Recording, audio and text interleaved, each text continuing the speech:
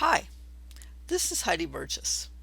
In this video, I want to talk about why relationships matter. This might seem like a pretty obvious question, but it's not. Let me explain. When I first got into this field, I learned about negotiation from Roger Fisher and Bill Urey in their book Getting to Yes, which talks about principled negotiation. And I learned about mediation processes through Chris Moore. And both of those books and people talked about negotiating and mediating on the basis of interests and positions.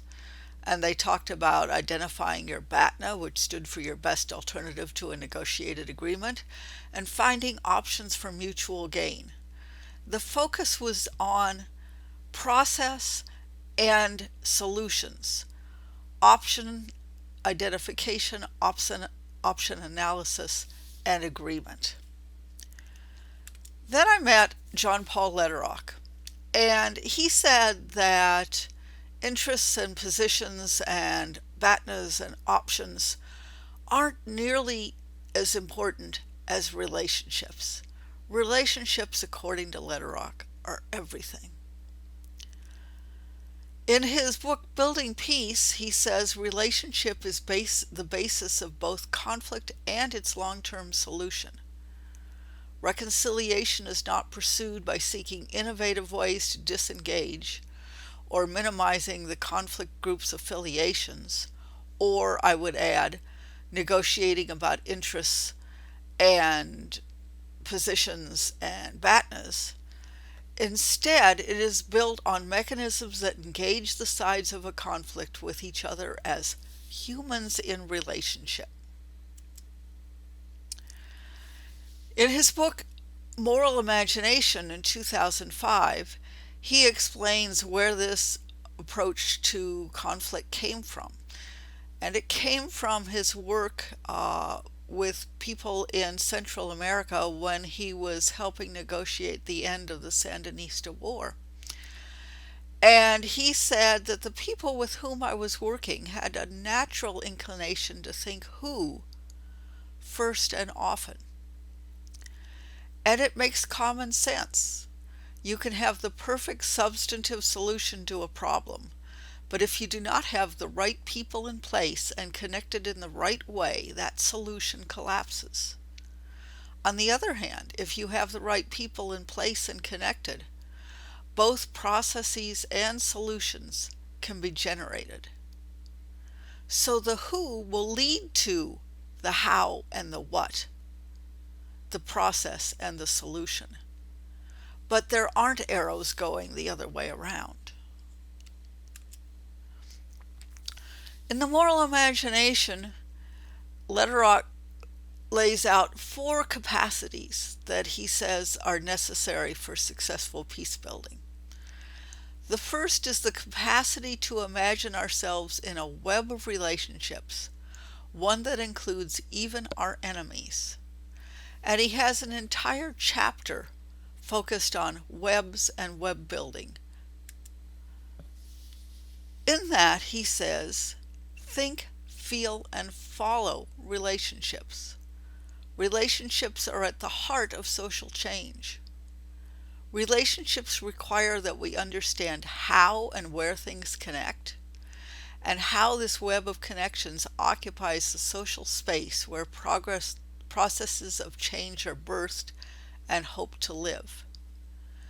This is why I like conflict mapping, graphical conflict mapping, because it is essentially drawing the web of connections. It helps us understand how and where things connect and understand the social space where processes of change are birthed. Going on, I'm paraphrasing a little bit. He says, peace building fails when we think too much about process and solutions and too little about, this is now a direct quote, social spaces and the nature of interdependent and strategic relationships. And in this chapter, he also shows 3 doodles of the way spiders build webs. They start by setting anchor points and they cross at a hub. And then they strengthen the web with concentric circles and adding radii, and they solidify it with more circles filling in the gap, but always building and reinforcing the hubs. And he points out that that's what people need to do as well in their relationships if they're going to successfully build peace. We need to figure out what the hubs are.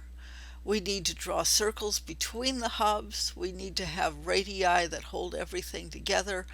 And we draw more and more and more connections between the interior and the periphery, between different elements in the conflict, different interest groups, drawing lines and connections and getting everybody to work together so that the social structure becomes strong.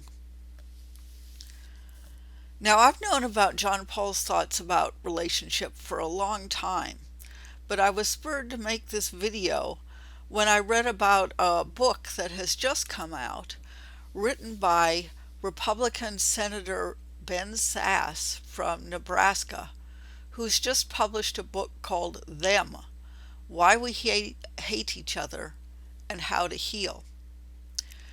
Now, I haven't had time to read the book yet, but I did read a review of it by George Will, and I became quite struck by the ideas that Will and Sasse put forth, and I know I'll be reading the book soon. Let me talk a little bit about what Will tells us about Sasse's book.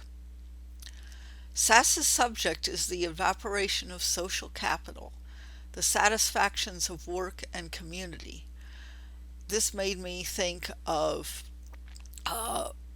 Robert Putnam's book, Bowling Alone. He too talks about the evaporation of social capital. But Sasse goes on, this reflects a perverse phenomenon. What has come to count as connectedness is displacing the real thing, and matters might quickly become worse. And here he's talking about something that has developed since Putnam's book, Bowling Alone, and that is our devices, our electronic devices. And when I read this, I immediately thought of the scene that I have seen so often when I go out to a restaurant where there's a family at a table next to me, not engaging with each other at all, but all independently engaging with their phones.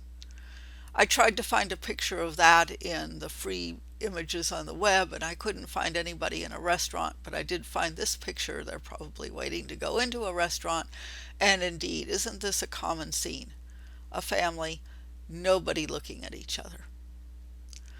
Sasse argues that people have far fewer physical friends than they used to, and he cites a Pew poll that says, if I remember right, that everybody on average has only a couple of friends.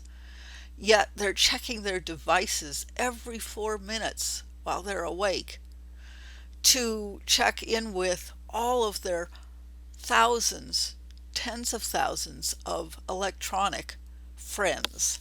And that word friends is being used in quotes because his point is they aren't really friends and they don't serve us well. Social media, these tendrils of resentment that Sasse calls accelerants for political anger, create a nuance-free outrage loop for professional rage peddlers. People without other meaning in their lives use this rage against their enemies to give their life coherence. And then there's work. Work says, Sasse calls work arguably the most fundamental anchor of human identity. But he points out that it's at the beginning of a staggering level of cultural disruption, swifter and more radical even than America's transformation from a rural and agricultural society to an urban and industrial nation. But he points out that 50% of jobs could be automated with currently existing technologies. For instance, all of the driving jobs can be automated by self-driving cars, which we already have. This should have a quote around it. This is Will saying, "The future of accelerating flux exhilarates the educated and the socially nimble, but it frightens those who, their work identities erased and their communities atomized, are tempted not by what Sasse calls healthy local tribes, but by political tribalism of grievances or chemical oblivion or both." Where does this end? Well, Sasse argues, and I'm persuaded, that it ends with the political polarization and hatred that we see today. It ends with both sides of the political divide seeing the other side as evil. And he quotes I think it's a Pew or it could be a Gallup poll that says 40% of the people on each side define their opponents as evil. Where does this lead? It leads to intense conflict escalation. And this is a diagram from the escalation video that I've used in several videos because it relates so widely. All of this hatred, all of this othering, all of this identifying the other side as evil gets us madder and madder, frightened to the point where violence occurs. And we've just seen that. This week, a Trump supporter sent pipe bombs to at least 13 high-profile Democratic opponents of Trump. And we saw Trump himself at a rally praising a Republican congressman who body slammed a journalist, referring to him as my kind of guy. Where is this going to take America? Nowhere good. And that's why Sasse says that real relationships are important. Family outings, community outings, civic meetings. We need to get to know our neighbors. We need to pay attention to the people closest to us. We need to have a raison d'etre besides the political anger that we are ingesting from the internet. Sasse says we need new habits of mind and heart, new practices of neighborliness.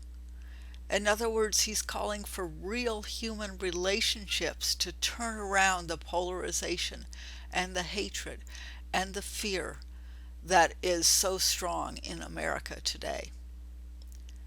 I think he's right. And the rest of this unit is going to be talking about ways to build those real human relationships. Thanks.